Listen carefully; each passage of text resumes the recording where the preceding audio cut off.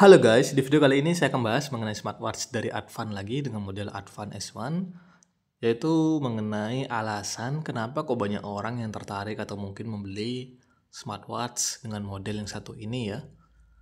Termasuk saya dan mungkin juga dari teman-teman yang lain mungkin yang lagi tertarik.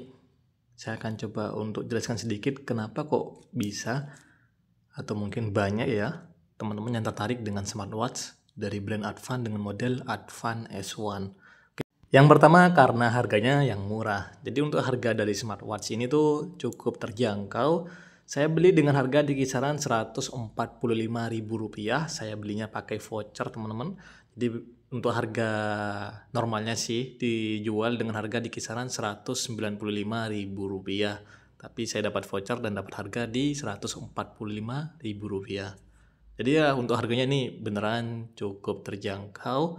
Dan gimana sih dengan tampilan dari desain dan juga fiturnya? Nah, ini juga yang menjadi kelebihan dan juga alasan kenapa banyak orang yang beli. Yang kedua ya dari bagian desain smartwatch-nya. Ini tampilan dari desainnya bentuknya itu agak sedikit berbeda dengan model smartwatch yang lain. Ini agak sedikit curve gitu untuk tampilan dari layarnya. Agak sedikit melengkung juga ya. Jarang-jarang ada model smartwatch dengan harga yang cukup terjangkau seperti ini. Tapi untuk tampilan modelnya itu kelihatan mewah, kelihatan elegan juga. Ini untuk bagian body smartwatch-nya masih menggunakan bahan seperti aluminium gitu. Jadi nggak full metal, ini bukan metal sih kalau menurut saya. Agak mirip seperti aluminium teman-teman. Ini untuk bagian layarnya sih sudah cukup bagus. Masih menggunakan layar IPS LCD ya, bukan menggunakan layar AMOLED ataupun Super AMOLED. Bukan teman-teman, masih menggunakan layar IPS LCD. Jadi sudah sesuai dengan harganya. Resolusinya sudah cukup tajam di 240 x 296 pixel. Kalau kita perhatikan dari bagian bodi sampingnya memang agak kelihatan sedikit tebal sih. Terus ini juga untuk tampilan dari belakang bodi smartwatch-nya. Ada tempat untuk mengisi daya sama tempat bagian sensornya. Oh iya, ini juga sudah tersedia lubang speaker ya sama mikrofon karena sudah support sama fitur Bluetooth Call. Ini juga menjadi daya tarik kenapa kok banyak orang yang tertarik untuk membeli smartwatch ini karena ya sudah support sama fitur Bluetooth Call juga. Cuma untuk fitur ini itu jujur saya nggak pernah pakai juga. Bahkan ya mungkin kurang tertarik ya. Karena kalau teleponnya tinggal telepon aja langsung dari handphone.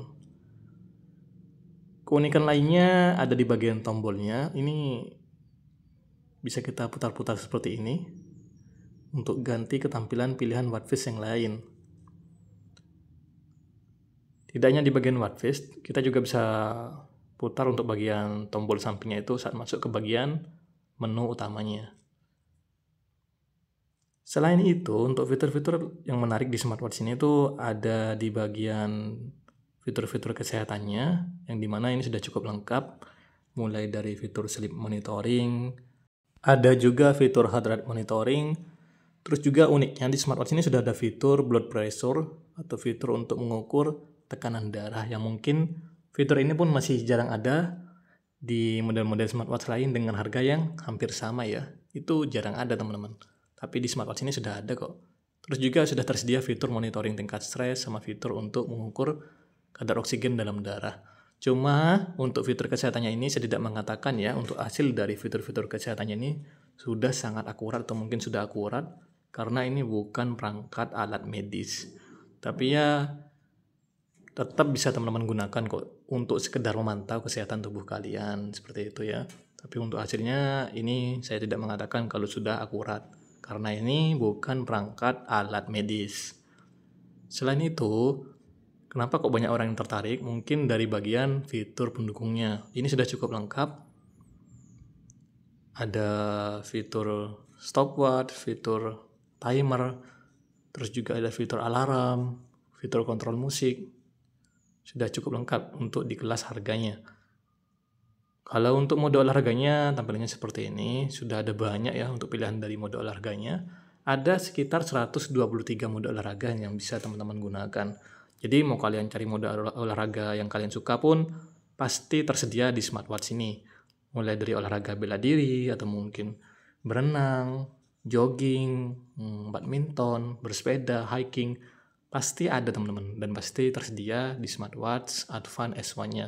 Karena memang untuk pilihan dari mode olahraganya itu sudah sangat banyak. Terus juga ini bisa kita atur untuk bagian dari mode olahraganya, mulai dari jaraknya, terus juga durasi olahraganya bisa kita atur. Tampilannya seperti ini saat digunakan untuk mode olahraga utama di smartwatch dengan model Advan S1. Tampilannya memang cukup simple ya. Di sini ada durasi dari waktu olahraga yang kita lakukan, terus juga ada langkah, ada kalori, ada jarak juga. Dan uniknya sih di fitur mode olahraga ini untuk fitur heart rate monitoringnya itu tetap aktif walaupun kita lagi gunakan smartwatchnya untuk berolahraga.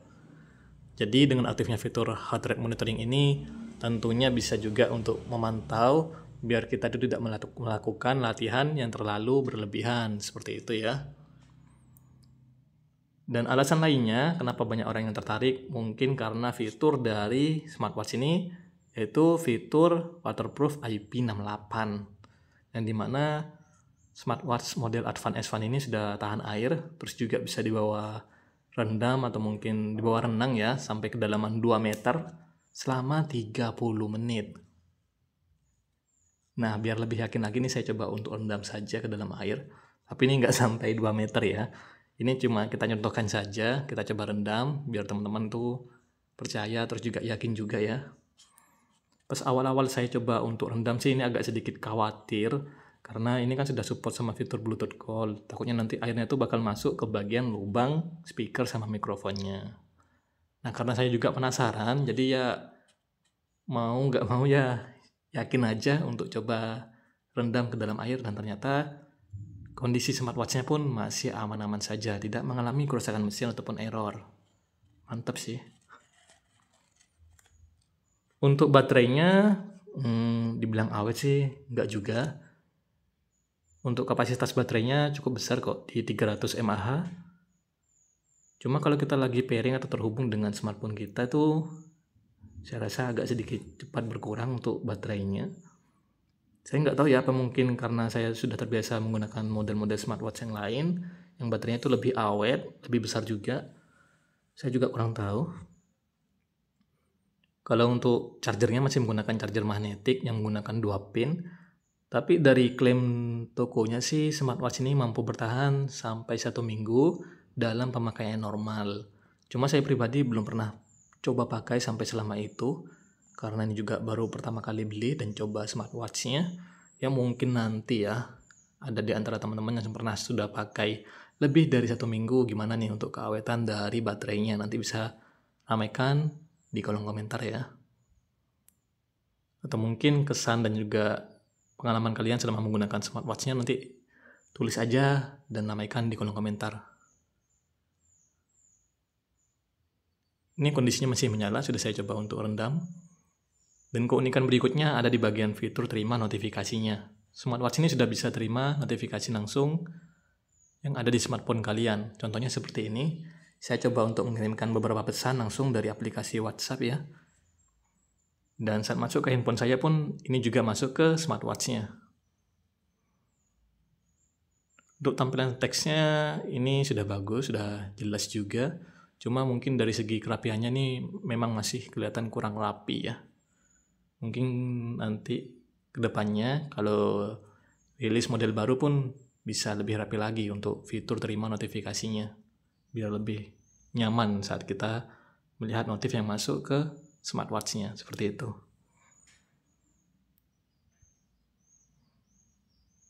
Kalau untuk fitur AOD belum tersedia karena ini belum menggunakan layar AMOLED. Bahkan untuk fitur tap to wake pun masih belum ada. Jadi ya sudah sesuai dengan harganya ya. Cuma kalau untuk fitur rest to wake sih ini masih tersedia karena memang untuk fitur rest to wake itu sudah sangat umum yang tentunya pasti ada di model-model smartwatch yang lain.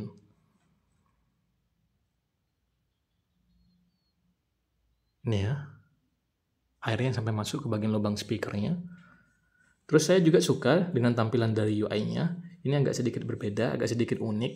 Cuma mungkin dari tampilan menu shortcut ini, yang ini ya, itu biasa aja sih untuk tampilan menu shortcutnya. Saya tuh pernah pakai smartwatch dari tahun berapa gitu. Nah, tampilan dari menu shortcutnya ini hampir mirip teman-teman. Jadi kelihatan jadul sih menurut saya. Ini sekedar pendapat pribadi saya ya. Jadi kan selera orang kan nggak sama. Jadi menurut saya sih ini agak sedikit jadul untuk tampilan dari menu shortcutnya. Selebihnya sih sudah bagus kok. Untuk fitur kontrol musiknya, kita itu bisa mendengarkan musik langsung dari smartwatch-nya. Jadi kalau kita putar musik di handphone kita nih, contohnya di handphone saya ya, nanti kita bisa alihkan musik itu, kita alihkan ke smartwatch-nya. Nanti otomatis di bagian speakernya ini bakal mengeluarkan musik yang lagi kita putar, seperti itu. Menurut saya sih untuk harga smartwatch kurang dari 200 ribuan pasti ada plus minusnya. Cuma ini lebih banyak ke sisi positifnya. Jadi buat teman-teman mungkin yang tertarik, ya ini sih sudah cukup oke di kelas harganya.